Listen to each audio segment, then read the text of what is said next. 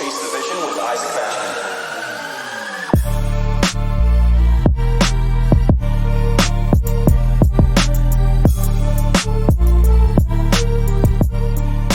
Yo, what is going on, everybody? Isaac Mashman here, and welcome back to another episode of Chase the Vision with Isaac Mashman, the podcast, the show that is all about helping you become a more capable individual through the means of personal and self-development. So today, I have a very short episode that is going to start you off on the right path this week.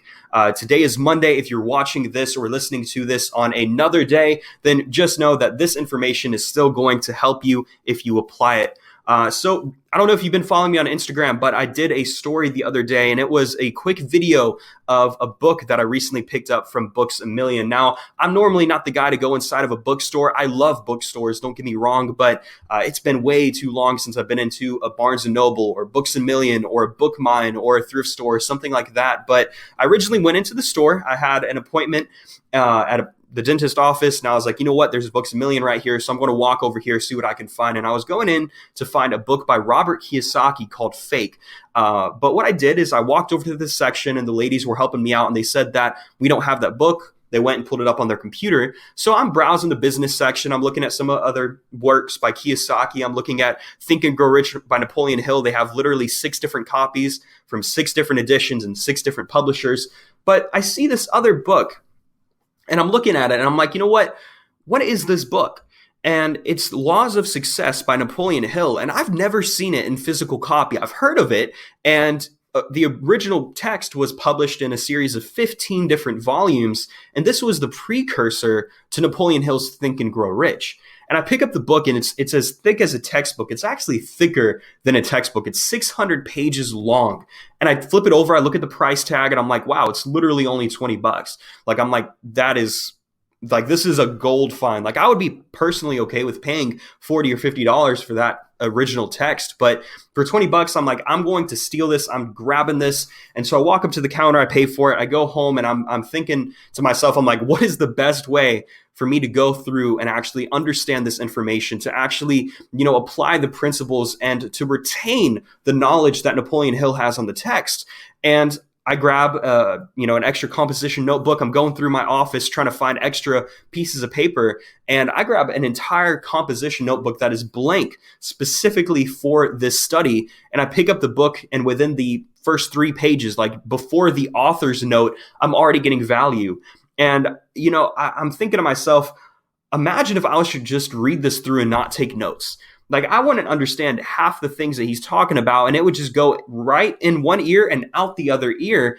And that's what a lot of people do whenever they're reading, whenever they're invested in personal development. They do something to say that they did it, but not to actually understand it or apply it. And what's the point in doing that? Like, to boost your ego? To look a little bit better in front of the eyes of other people, right? To say that, oh, I read this book. Yeah, I read Rich Dad, Poor Dad, but I can't tell you the first thing about it. Oh, I read Think and Grow Rich, but I can't name off one chapter or one principle that he talked about in the book. Oh, yeah, I listened to that podcast. I couldn't give you one guest that he had on or one piece of information that I learned, but I listened to it. It's to boost their ego and make them feel better about themselves. But at the end of the day, your ego means nothing if you don't have anything to back that ego up with. There's a level of ego that's healthy, and this ego, is backed by confidence and it's backed by action. It's backed by the knowledge that you have actually done something that's worth having a slight ego for. Now, I'm not saying get cocky, again, going back to confidence versus cockiness, but the best way and the right way to learn. Now, obviously, there are different learning styles. Some people are more visual. Some people are auditory. Some people, are the kind of guys to sit down and read a book, and they have everything, they have that photographic memory that can memorize every single aspect. And I'm not one of those people. Now, I can read the text and get a good grip of it, but am I actually going to understand it? I might want to go break down the information. I want to take and highlight specific notes in specific sections. But 80% of the information you hear, you forget about in 24 hours. And that number skyrockets to over 90% within a week. So that means that you're spending all of this time, this investment of time reading the text, and then you have the investment of money to where you're actually buying the text, and then you have the investment into this book taking up space in your home, and you don't even understand what that book is saying, you don't even remember the information, you don't even remember some of the principles, that's a waste of time, money, and space. Now, if you're wanting to actually understand the knowledge and understand it and be able to apply it in your own life, that's when you need to take the time and highlight the pages of the book. Now, I used to hate highlighting and writing in books. I was that kind of guy to where I'm like, you're hurting the books, you're damaging the books. And then I recognized, I'm like, at the end of the day, you're actually respecting the book and you're respecting the author of said material because you're taking the time to appreciate and understand it. So take a highlighter, take a pen, mark the pages up, write little notes down about, the text. If something's standing out, when I used to do Bible study, when I went to church a couple years ago, and growing up, my parents were religious. We used to have Bible studies and we would mark up the Bibles. We'd take notes on different pieces of paper. And I still remember a lot of those Bible lessons.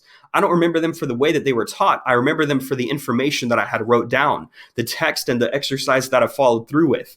Teachers wanted you to write things down and take notes so you would retain the information. Now, that doesn't mean that the information you were learning was necessarily important, but in this particular case, you as a grown adult, you as a business person, you as somebody who is trying to become a better and more capable individual, right? At the center of all success is personal growth. At the center of all achievement is personal growth. You need to take the time and go out of your way to not be some lazy dude who's saying that they can do something to say that they did it.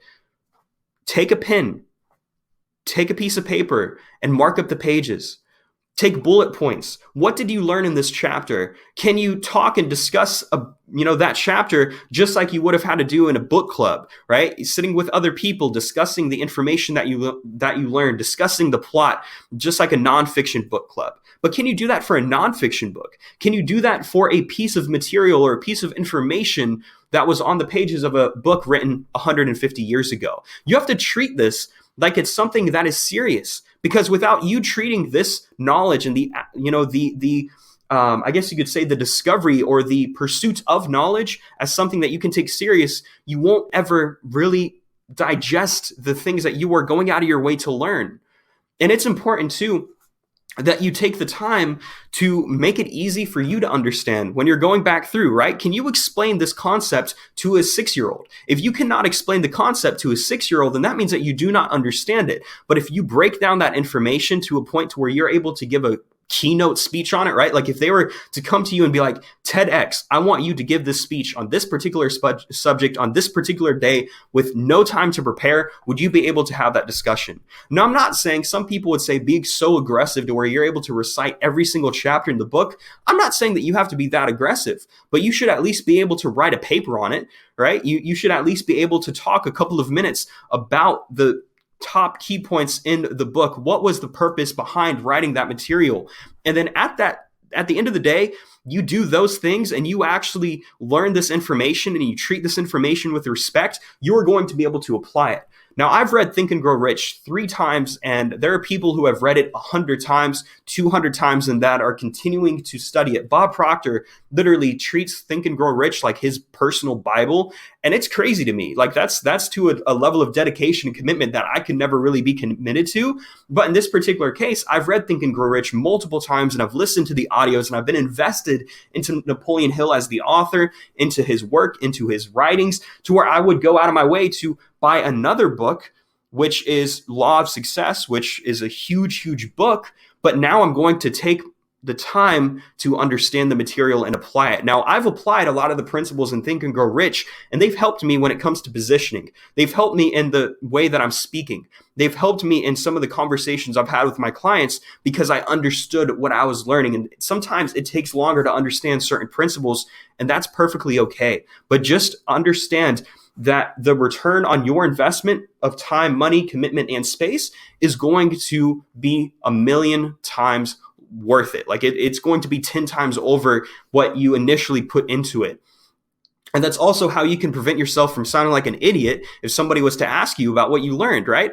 Now, this goes to anybody who might be listening to this who, let's say they're doing things more out of ego and out of a pursuit of feeling better about themselves versus a an aura and an energy of doing things to better themselves or better those around them.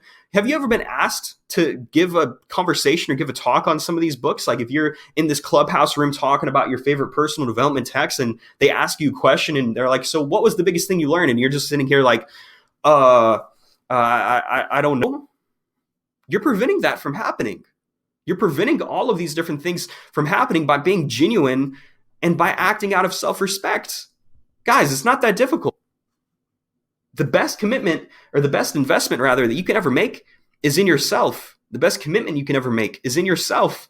Because the more committed you are to your process and your growth, the more everyone outside of you and surrounding you are going to benefit from how much you are doing for you.